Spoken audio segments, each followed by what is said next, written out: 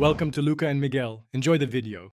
In this video, I will explain the China real estate crisis.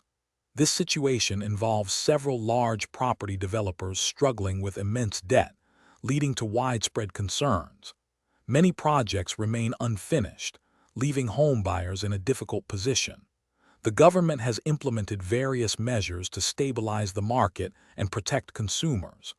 Understanding these factors is crucial to grasping the broader economic implications. The crisis stems from years of rapid expansion, fueled by high leverage and speculative investment in the property sector. Developers borrowed heavily, often selling units before completion.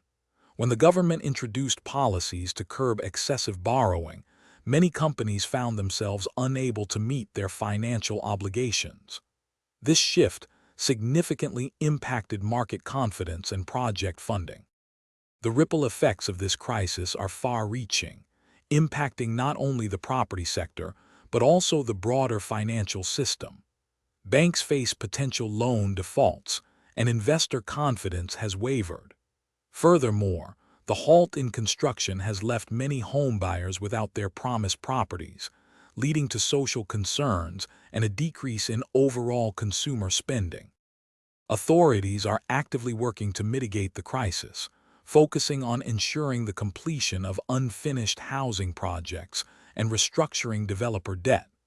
The goal is to restore market confidence and prevent wider economic instability. This involves a delicate balance of financial support and regulatory oversight to guide the sector towards a more sustainable future.